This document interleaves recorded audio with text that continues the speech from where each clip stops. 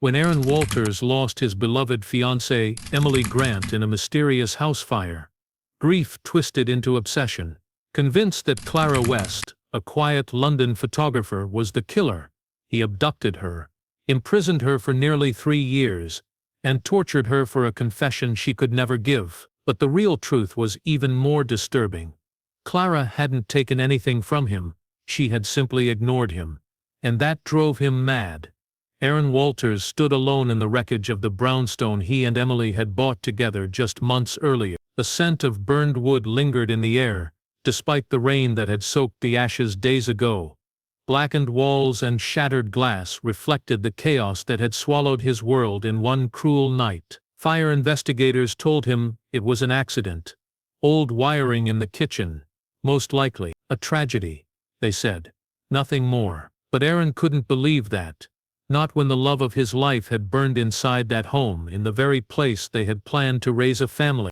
Emily had been everything to him. Graceful, creative, fiercely intelligent. She had a smile that turned silence into song. A voice that made him forget the noise of New York. They'd met at a charity gala 3 years ago. He was a rising star in real estate, building towers that reached toward the sky. She was an art curator with a love for forgotten beauty. Together they felt untouchable, until the fire reduced their future to cinders. Aaron didn't cry at the funeral. He couldn't. His chest was a hollow cave, echoing with questions no one could answer. Why had she locked the door from the inside? Why were her phone and keys untouched by the flames, left on the kitchen counter like she'd planned to return? Why was the back door open? The police had no answers. These things happen, they said with tired eyes and cold folders. They moved on just like that. But Aaron couldn't. He barely slept. When he closed his eyes, he saw Emily's face in the flames. When he opened them, he saw her in every stranger on the street. His dreams blurred with reality. He began reading the fire report every night, memorizing it word by word.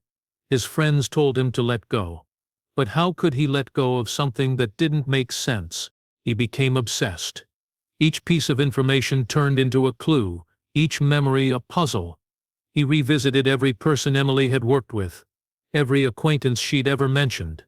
That's when he found Clara West's name buried in a program from an art show Emily had curated in London. She was listed as a contributing photographer. Just a name, nothing more. But Aaron held on to it. He began to wonder, who was Clara? What was she like? Why had Emily never mentioned her again?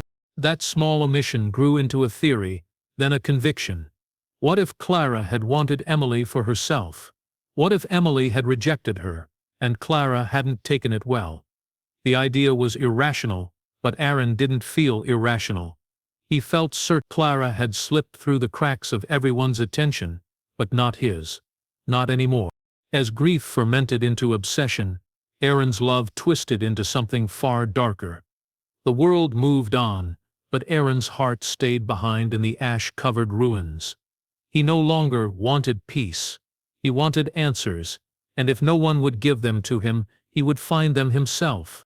Clara West's world was full of quiet moments, camera clicks, the hush of early morning light filtering through her small London flat, the distant hum of life outside her window. She lived simply, moved gently, and never thought of herself as important enough to be remembered by anyone beyond the frame of her photographs. Her life was a patchwork of freelance gigs and long walks through foggy parks, a blur of art galleries, second-hand books, and cups of tea grown cold while she edited photos on her aging laptop. She had peace, even if it came wrapped in solitude.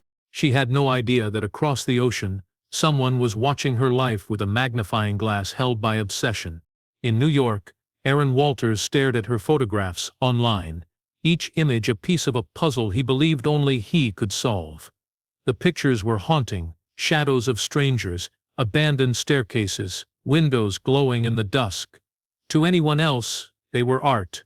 To Aaron, they were confessions, clues left behind by a woman who had done something terrible. He convinced himself that Clara was hiding, that these quiet photos were her way of remembering Emily, or worse, mocking her. He studied every caption she'd written, twisted their meanings in his mind until he saw patterns that weren't there. He couldn't explain why Clara's face haunted him more than the fire itself. She became his answer. His reason. Clara, meanwhile, lived unaware of the storm building. She couldn't have remembered Emily Grant if someone had asked her.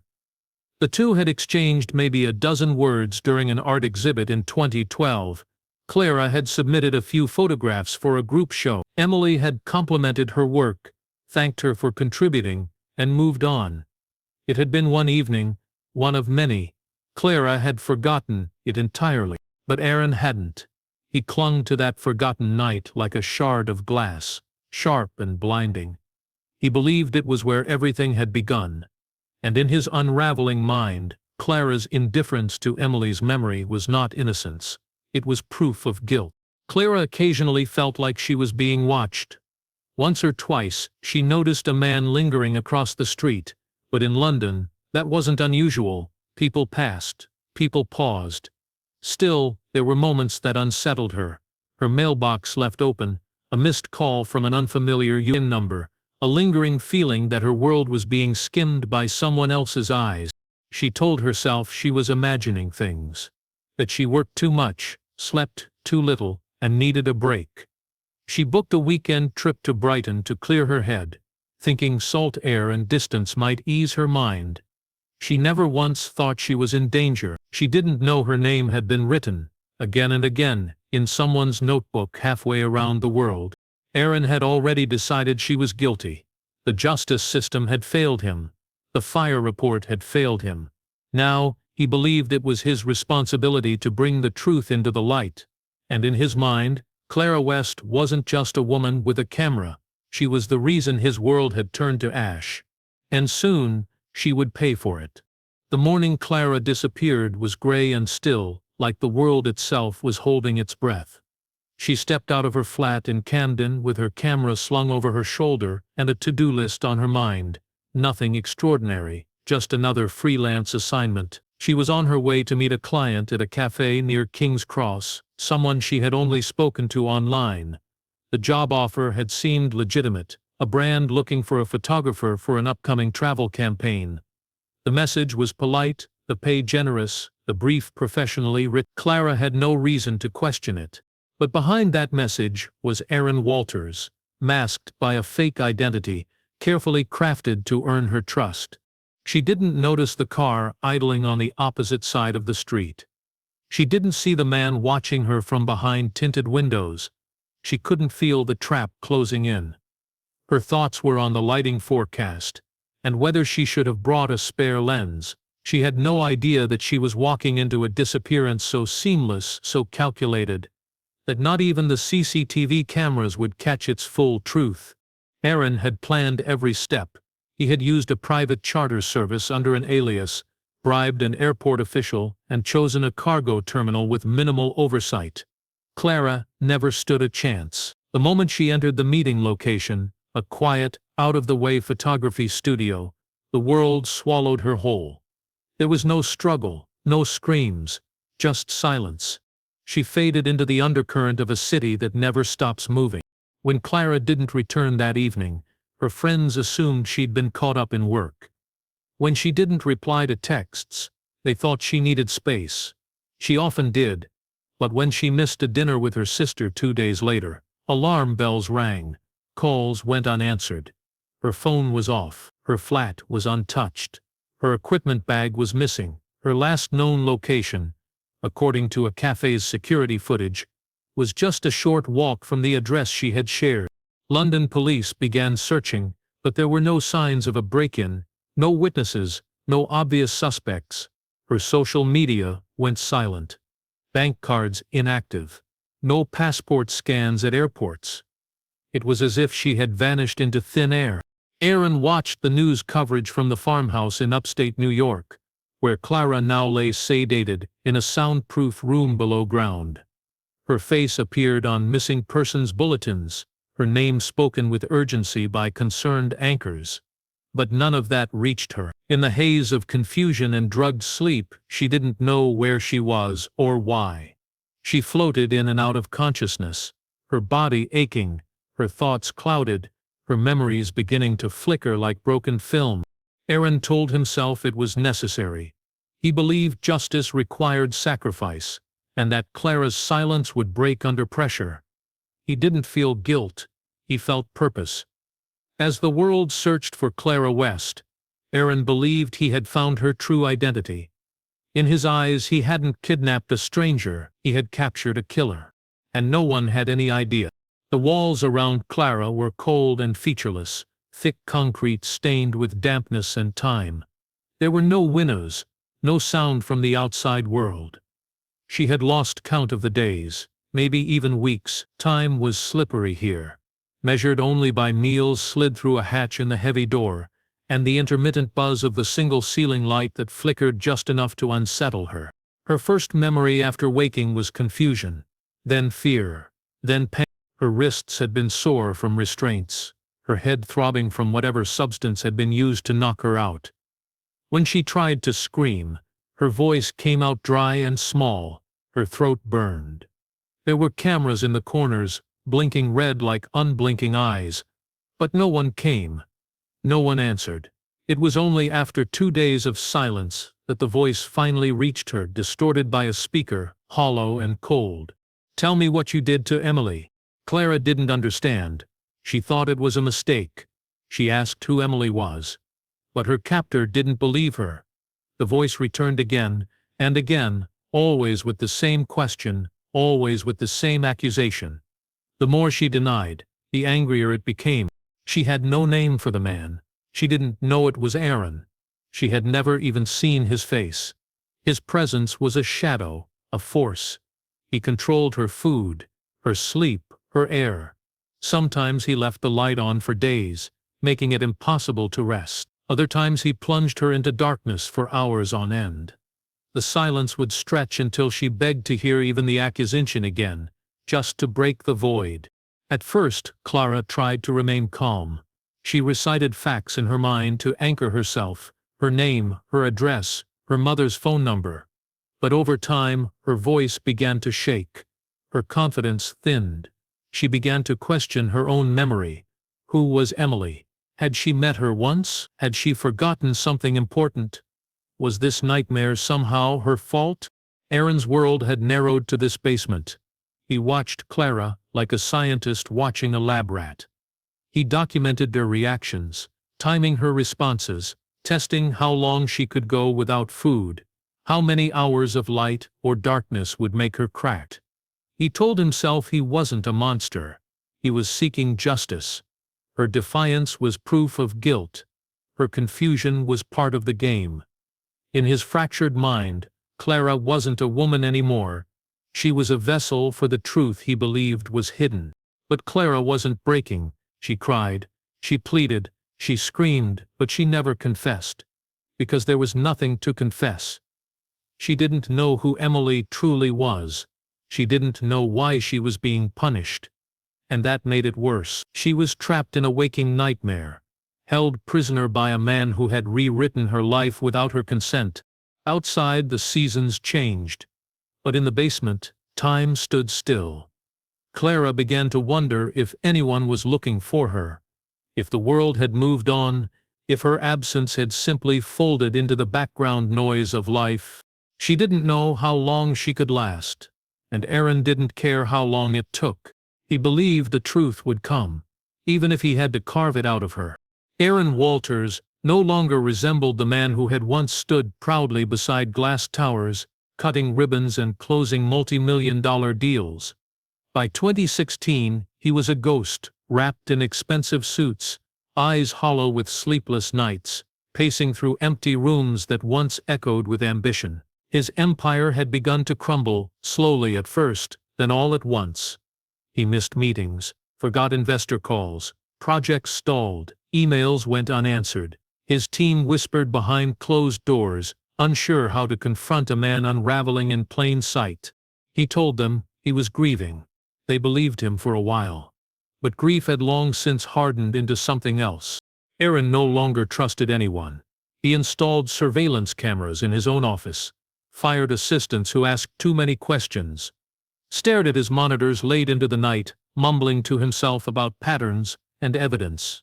No one else could see. He scribbled in notebooks filled with drawings, timelines, and the name Clara repeated over and over, until the ink bled through the pages. No one around him knew who Clara West was. He never said it aloud. She was his secret, his mission. In the farmhouse upstate, he had grown colder, more methodical. He no longer asked Clara questions with emotion. He delivered them like lines from a script, over and over again, waiting for her voice to change, for her to slip, to admit something that would finally prove him right. But Clara remained silent, her eyes sunken, her skin pale, her mind quietly unraveling beneath the weight of confusion and isolation. Her once spirited protests had grown quieter, not from guilt, but exhaustion. Back in the city, Aaron's younger sister, Laura, began to worry. They hadn't been close since Emily died, but she had always loved her brother. She remembered him as driven, passionate, obsessive, but never cruel. Now when she visited, he barely looked her in the eye. He muttered things under his breath, locked rooms that used to be open, stared at photos on his wall that didn't belong to anyone she recognized. When she confronted him, he told her she wouldn't understand. That justice had a cost. That Emily's killer still walked free. Laura froze at the intensity in his voice. There was something in his eyes that made her feel like she didn't know him anymore. She left disturbed. A week later, she hired a private psychologist to evaluate him under the guise of a business consultation. The psychologist spent one afternoon with Aaron and immediately raised the alarm. His behavior was paranoid, obsessive, and deeply disconnected from reality. He spoke cryptically about unfinished business and a woman who thought she could disappear. With permission from the family, cybersecurity experts were brought in to quietly investigate. What they found stunned them. Folders hidden beneath layers of encryption, labeled with initials and dates. Inside were photographs of Clara, maps of London, files on Emily's death, and disturbing documents outlining flight plans, equipment lists, and what appeared to be psychological notes on Clara's behavior. The facade Aaron had maintained for years finally cracked. For the first time, someone besides Clara knew something was terribly, terribly wrong. It was just after dawn when the convoy of black SUVs rolled down the narrow gravel road toward the secluded farmhouse in upstate New York. Frost clung to the dead grass, and the trees stood bare, skeletal against the pale sky. The stillness hung in the air, unnatural, like the house itself knew what was coming. Inside, Aaron Walters stood in the kitchen, making coffee with the same mechanical precision he had followed for months. He didn't hear the footsteps outside. He didn't see the agents circle the property. He had no idea that his world, the one he had so carefully built from grief, obsession, and madness, was about to be torn apart. The FBI had come prepared. With a warrant, thermal scans, and surveillance footage, they moved in swiftly.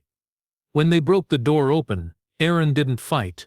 He didn't run. He simply stood there, calm and detached, staring at them like they were intruders in his dream. He said nothing, made no excuses. He simply looked past them, as if already sinking into some inner place where none of this could touch him. In the basement, behind a locked metal door hidden beneath a false pantry floor, they found Clara. For a moment, no one moved. Even the seasoned agents paused when the flashlight beams landed on her. She was lying on a thin mattress, curled tightly into herself, her arms trembling from instinct more than awareness. Her hair was tangled, her cheeks hollow, her eyes wide and unblinking. She flinched at the first voice that called her name, unsure if it was real or another hallucination. She had stopped believing in rescue months ago. The agents spoke gently, slowly. One knelt down and wrapped a blanket around her shoulders. Another held her hand as she tried to sit up, her knees buckling under her own weight. Her first words were barely a whisper. "Is this real?" The farmhouse became a crime scene. The walls gave up their secrets, claw marks behind furniture, soundproof and prison, journals filled with chilling details.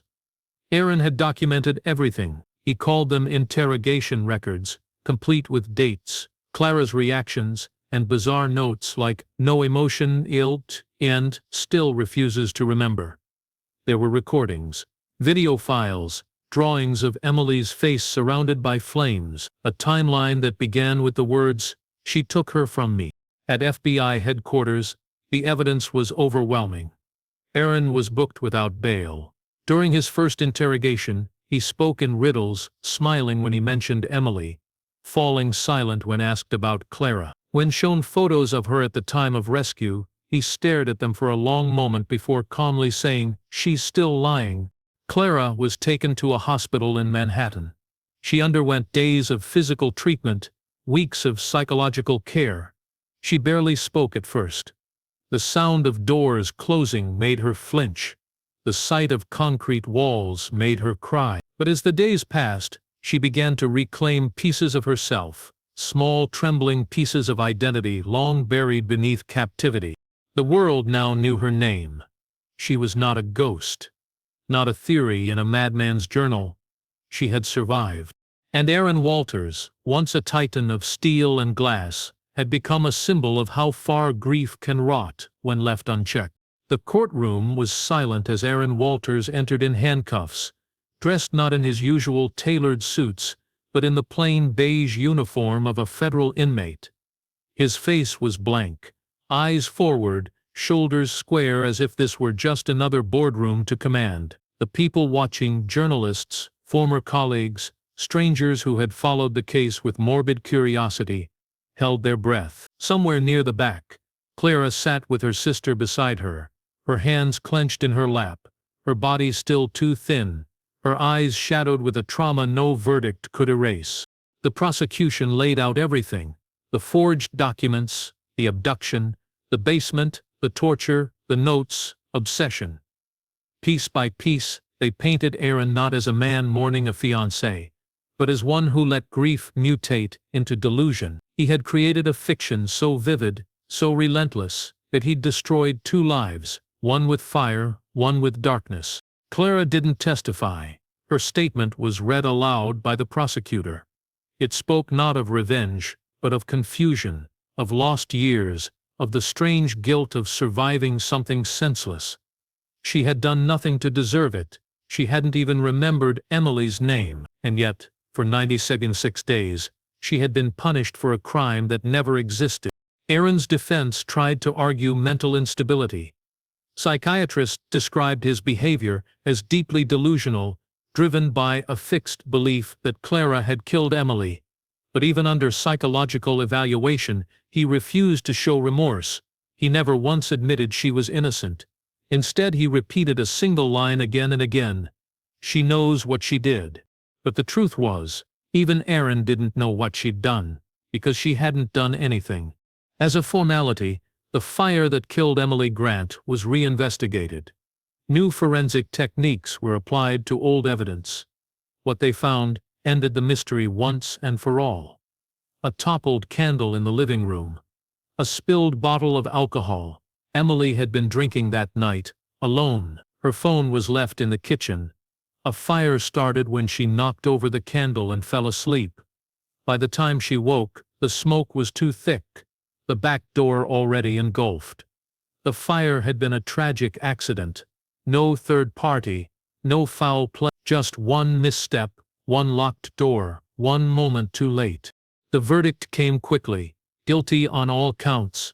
Kidnapping, torture, unlawful imprisonment, attempted murder. Life in prison without parole. Aaron didn't react. He simply stared forward, expressionless, as if his mind had already disconnected from the room around him. In many ways, he had sentenced himself the moment he chose Clara's name from that art exhibit brochure. Everything after that had been a slow spiral downward, masked by obsession and sealed with delusion. Clara walked out of the courtroom into a gray afternoon, the air thick with rain and camera flashes. She didn't speak to the reporters. She didn't look back. She was free now, but freedom wasn't as simple as walking away. Her story had become a headline, her face a symbol of survival, yet, deep inside, she would carry the scars forever. Scars not only of what was done to her, but of what it meant to be forgotten, blamed and broken by a stranger who mistook silence for guilt. And Aaron Walters, the man who loved too deeply and fell too far, would live out the rest of his days, surrounded not by concrete towers, but by concrete walls,